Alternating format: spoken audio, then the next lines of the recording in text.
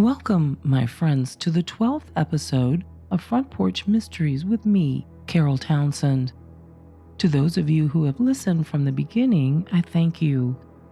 To those who have just recently joined us, I welcome you to this fascinating journey throughout Southern history, one that spotlights the extraordinary people and the unique circumstances that have shaped this intriguing region of the country. Up until now, the true historical cases we've examined have largely centered around crimes, murders, and unexplained disappearances. In this podcast, if it's true and it happened in the South, we'll take a look at it. Tonight, join me as we turn our gaze to a woman named Doris Payne, an African-American woman born in 1930 in Slab Fork, West Virginia. Doris decided at a very young age that she would not let her humble Appalachian roots define her. She would not let her race or her gender define her. The steps she took to make sure she lived a life draped in finery, dotted with world travel, and spiced with excitement are truly stunning.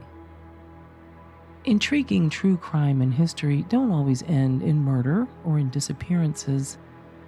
Sometimes they end in a captivating adventure. And sometimes they never end at all.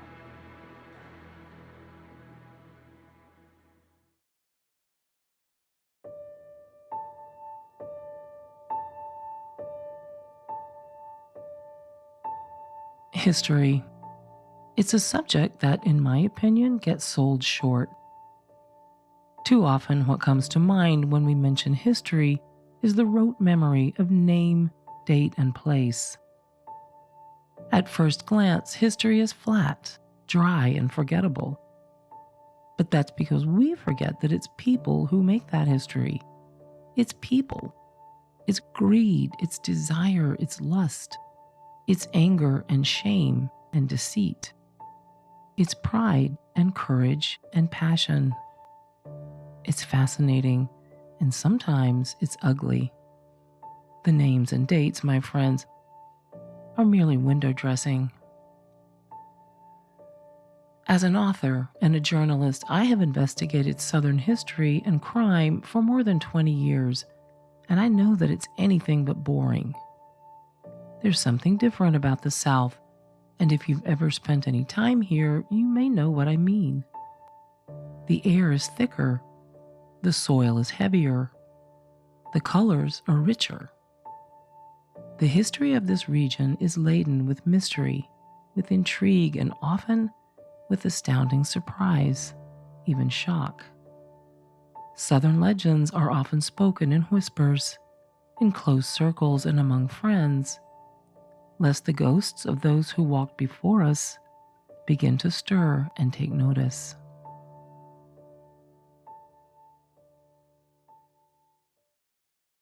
The following podcast contains material that may be disturbing. Listener discretion is advised.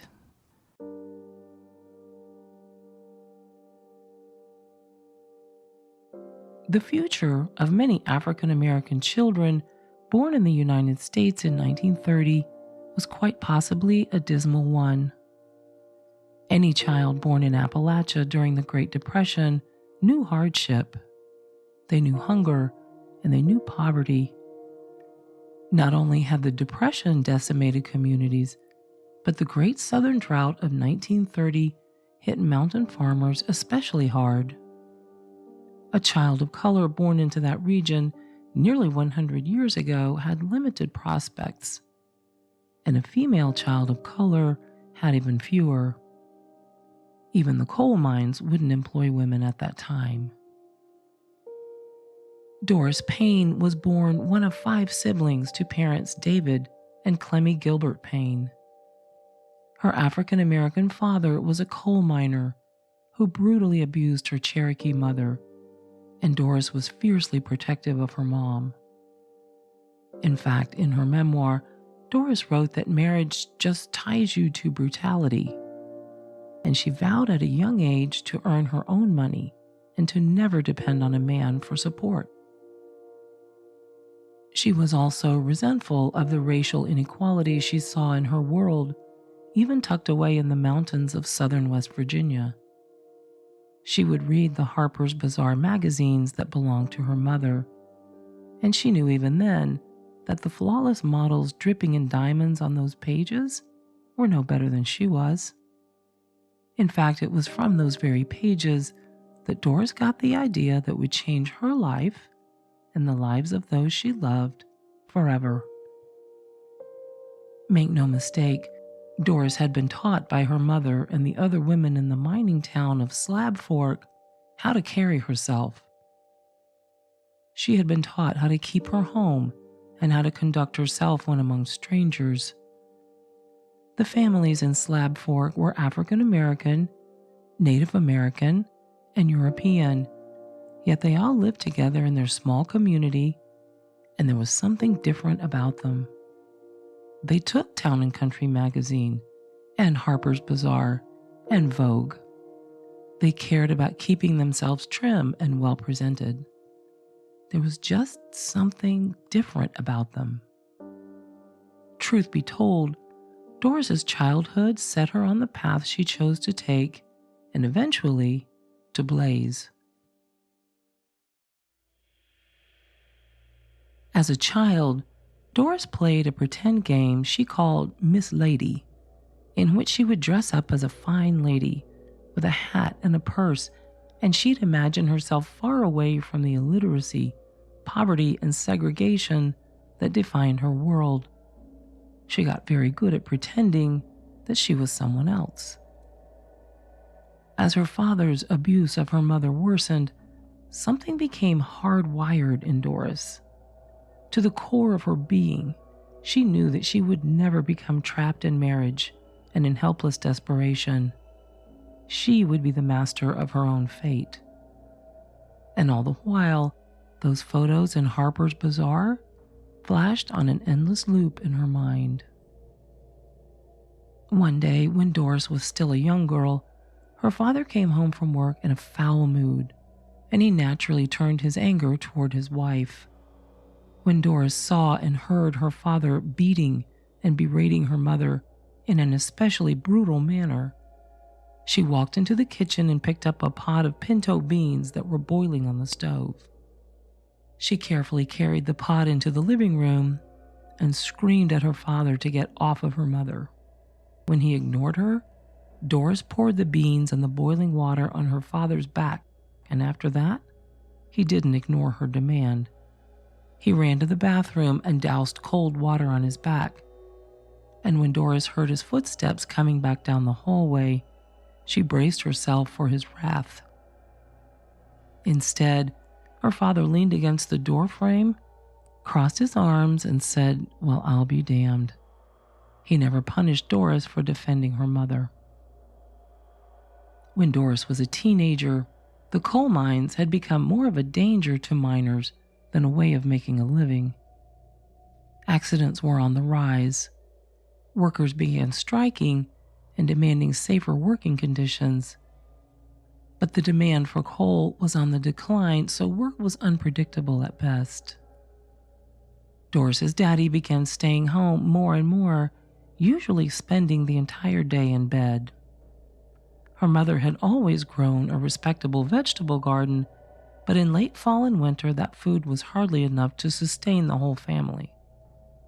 There was a local market that sold eggs, produce, beef, and sometimes even livestock.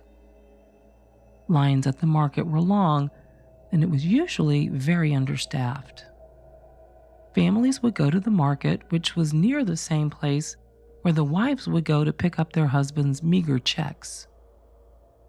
Lines were so long that while wives and mothers stood in line for the checks, their children would stand in line at the market. When it was their turn, they'd select the items they were told to get, bag them, and then wait for the items to be weighed and totaled. Complete confusion is how Doris described this weekly process, but she paid attention to the process anyway. She learned that by confusing and flustering the market employees, she could walk away with all the groceries her family needed for a fraction of what they cost or for nothing at all. Proudly, she would give her mother the grocery items she had selected, along with most or all of the money her mom had given her to pay for them. Doris would smile a sly smile, and her mother knew exactly what she was doing. Still, the survival drive in a human is very strong, and mother and daughter never exchanged words about the sleight of hand skills Doris was grooming.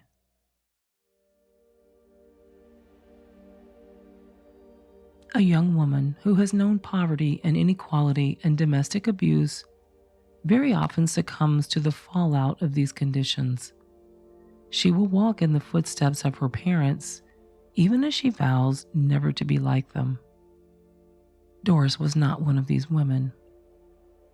A logical, level-headed young girl, she knew that the market skills she developed could come in very handy in other situations, like jewelry stores.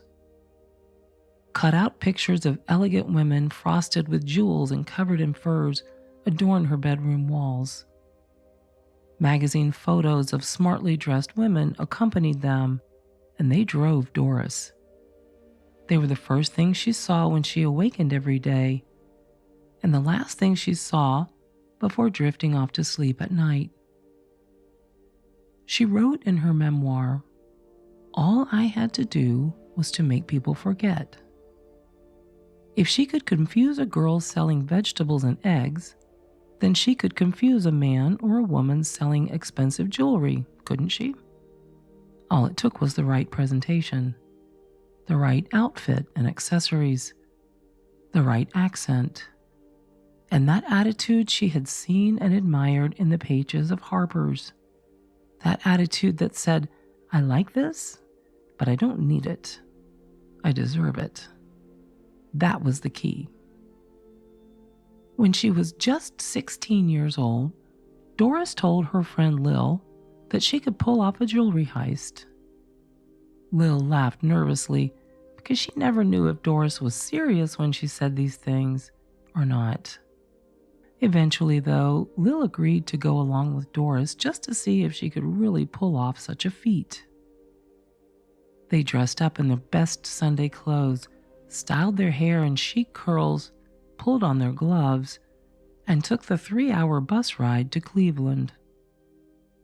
Both girls could easily have passed for grown women, and the thought of that made them giggle. Doris used that time on the bus to show Lil how to cross her feet when she sat, how to place her hands when she spoke to someone or admired an item in a shop window, how to hold her bag just so on her arm, and how to hold her head up and look people in the eye. Strolling across a busy street in Cleveland, the two girls came upon a Woolworth department store. Doris spotted the jewelry counter and sized up the situation in an instant. "You go in and sit at the malt counter and just watch me," she told her friend. "I'm about to make that man forget that I'm wearing his jewelry, and I'm about to make him know that that mistake will be his fault." Sure enough, Doris sashayed up to that jewelry counter with every bit as much confidence and presence as any of those cut-out models on her bedroom wall. The salesman she remembers looked just like J. Edgar Hoover. "Would you like to see any of these watches, ma'am?" he asked. "Yes," she answered. And then the game began. Doris told the man that she was a college student home for the weekend, and her parents had told her to go into town and pick out a watch. She would ask that it be set aside, and they would come in and pay for it the next day. The two stood there, pleasantly conversing, as Doris tried on first one watch, then another. They discussed the economy and its impact on the world. The man was impressed with her knowledge and her ability to articulate her thoughts. Her intelligence and her demeanor put him at ease. When the conversation was over, the man told Doris what a nice young woman she was, and she thanked him. Walking back over to the malt counter, the two girls locked eyes, and Doris pulled a watch out of her glove. Lil nearly choked on her malted, and Doris said, "I told you so." She then turned and walked back to the jewelry counter. "Excuse me, sir. You forgot that I had this on my wrist." She handed the watch back to the salesman. He thanked her, and she walked away smiling. She was ready. But first, Doris took a detour. At age 18, she became pregnant by a young man her age. There was a home for unwed pregnant girls near the Cleveland apartment she and her mother and brother had taken when they finally left Doris's father. And she went to live there until she gave birth to her son, Ronald. Still, she never lost sight of her ambitions. Besides, now she had her mother, her brother, her baby, and herself to provide for. Doris took a job in a nursing home. It was the perfect front for her true calling of being a jewel thief. 4 years after Ronald was born, Doris became pregnant again by the same man. They discussed getting married, but Doris never believed that marriage was a good path for a woman to choose. A woman, she believed, should always provide for herself. Doris gave birth to a little girl named Rhonda, and when she was able, she went back to work in the nursing home. One day, Doris took one of her fancy dresses to work with her. She had befriended a white girl named Norma, and Norma was struggling financially, having a hard time affording her mother's medication. That day, Doris told Norma to change into the fine dress she had brought to work, and Doris remained in her nurse's uniform. The two young women took their lunch break together and headed down to the May Company department store on Euclid Avenue. Taking the elevator to jewelry and accessories, Doris whispered to Norma for her to slump over and shuffle her feet like one of those sickly Victorian heiresses she had seen before. The two women approached the jewelry counter, and Doris told the salesman that her patient was soon to be married, and she wanted to see some wedding sets in the hopes that she might have some say in the selection. Norma really played the part, her hands trembling as she tried on ring after ring. Finally, Doris palmed one of the sets and slipped it into Norma's pocket, telling the clerk that her charge wasn't feeling well and that they'd have to return another time. They took a cab back to the nursing home, and Norma couldn't believe what she had just seen. Doris, not wanting it to get all over town that she had these skills, gave Norma $100 and told her that she'd pawn the wedding set the next day, giving her a little more money to help with her mother's medication. Doris made sure to let Norma know that she did the deed to help Norma, and for no other reason. Doris was as good as her word. The very next day, she walked into a pawn shop and got $1,500 for the set.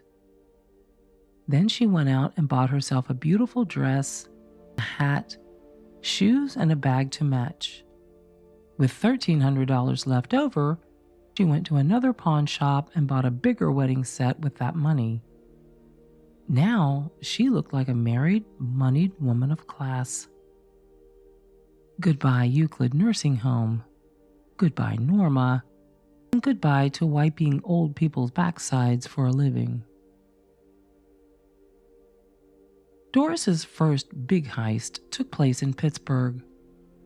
She turned heads as she walked through the bus station, wearing her recently purchased finery.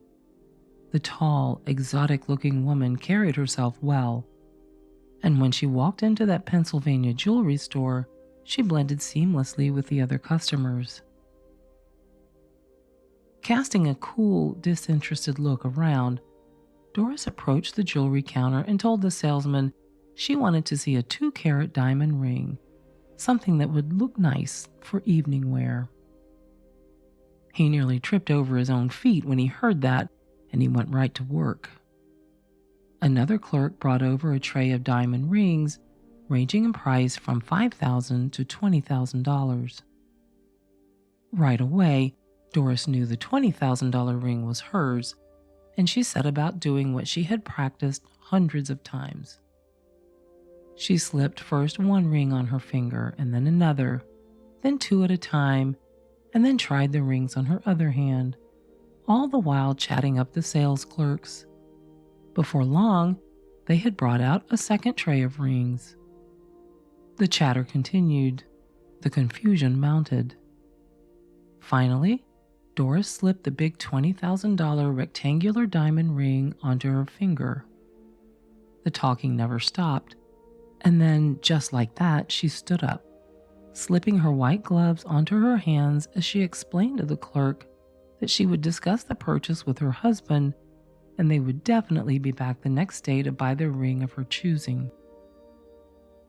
Doris maintained her cool as she walked at a leisurely pace toward the door, past the doorman, then out onto the street. The farther she got from the store, the harder her heart pounded.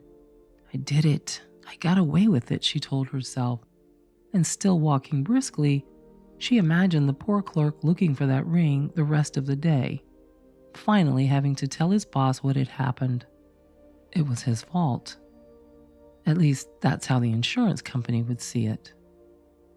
Quickly, her thoughts turned to the things she could buy with the money the ring would bring, and to all the things she could do for her family.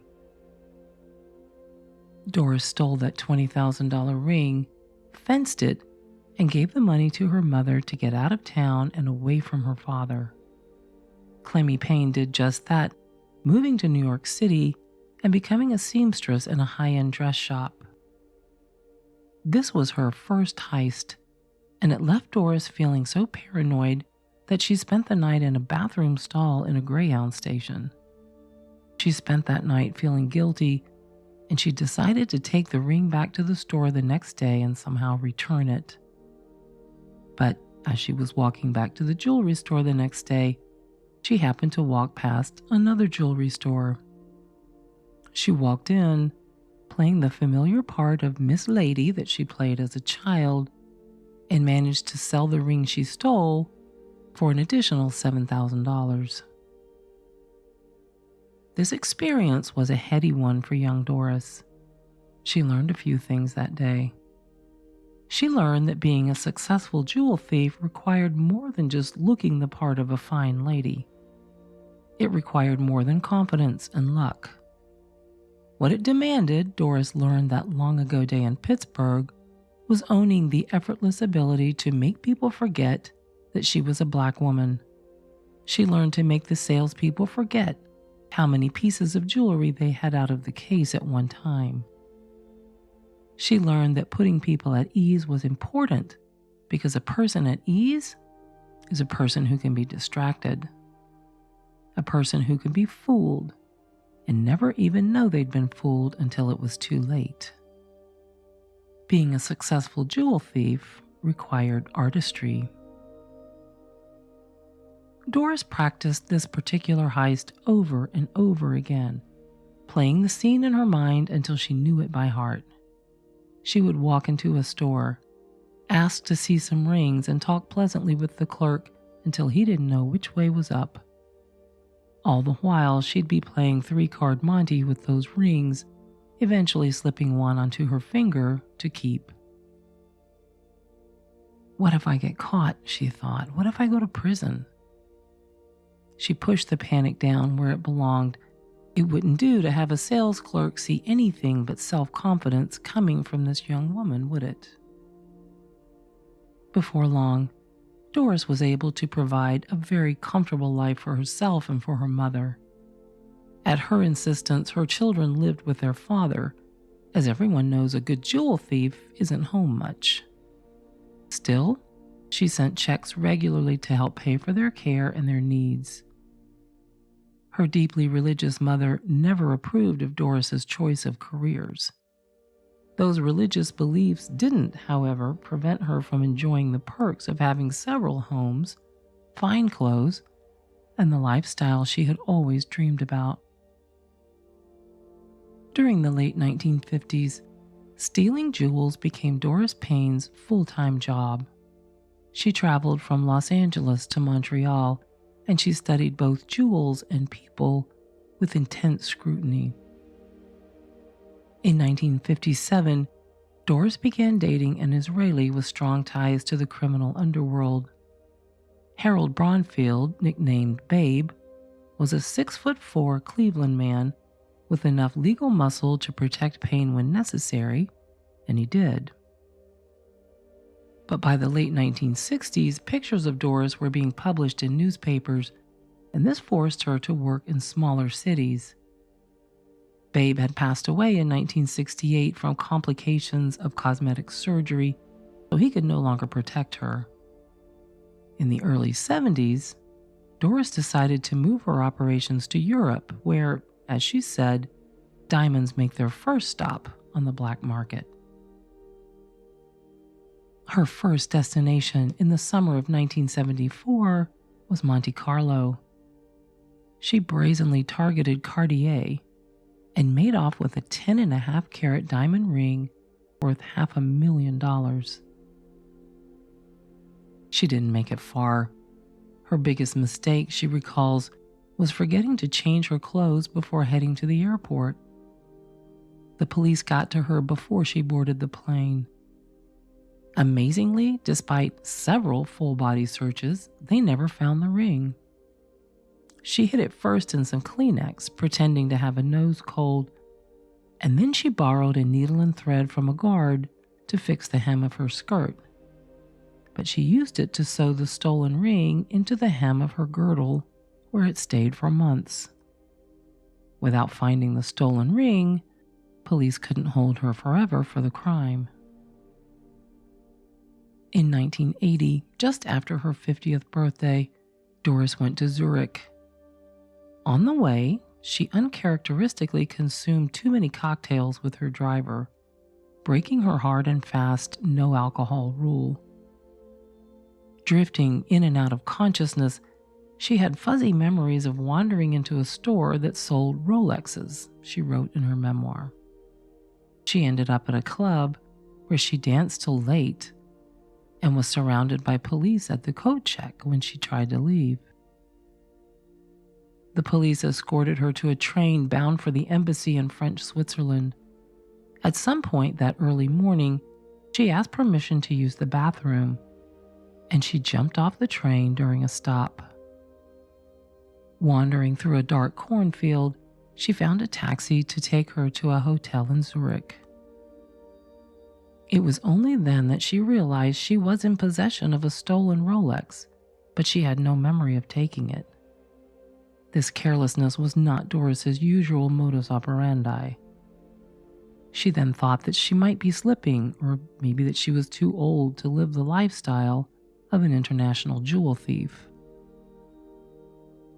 Doris Payne eventually did do prison time, but it was only a few years, and that was never for the crimes that made her infamous. In 1999, she was sentenced to 12 years for stealing a $57,000 ring in Denver, but she only served 5 of those. She was arrested again in 2011 when the then 81-year-old was in the middle of a California crime spree, stealing diamonds from Palm Desert to San Diego. She was arrested for theft while she was wearing an ankle monitor from a previous conviction. She was then arrested again in the summer of 2017 for allegedly leaving an Atlanta Walmart with $86.22 worth of groceries and electronics. And then she was arrested for stealing a diamond necklace from a high-end department store at Perimeter Mall in Dunwoody, Georgia. Today, Doris Payne lives alone in a rented penthouse in Atlanta. She lost her Shaker Heights home to foreclosure, and her savings have long since been depleted. She enjoys occasional visits from her adult children. Perhaps, like any retiree, Diamond Doris, as she came to be known, found it hard to fully step back from her 60-plus-year career. She can certainly be described as a career criminal, having stolen items ranging from a $500,000 diamond ring to expensive watches, earrings, other rings and bracelets, a Burberry coat, and Walmart groceries. She's been arrested several times in Greece, France, Britain, Switzerland, and the United States, and she spent a good deal of time in jail.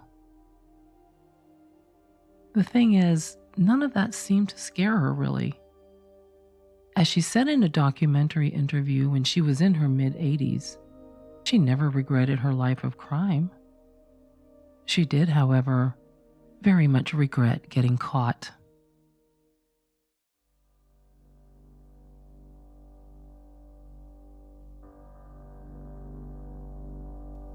I'm Carole Townsend, veteran newspaper journalist and 6-time award-winning author. You can find me on social media and check out my website at caroletownsend.com. As always, thanks for listening, and if you're enjoying these tales of Southern history and lore, I hope you'll tell your friends. Subscribe to this podcast on Spotify, Apple Play, iHeart, and anywhere you listen.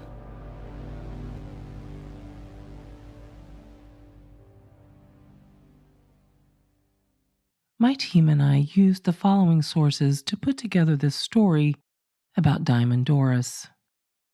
The NPR show titled Inside the Life and Crimes of a Career Jewel Thief, dated November 8, 2014. The book Diamond Doris, The True Story of the World's Most Notorious Jewel Thief, by Doris Payne with Zelda Lockhart. And the article Not Sorry, International Jewel Thief Doris Payne says, in Psychology Today, October 30th, 2023.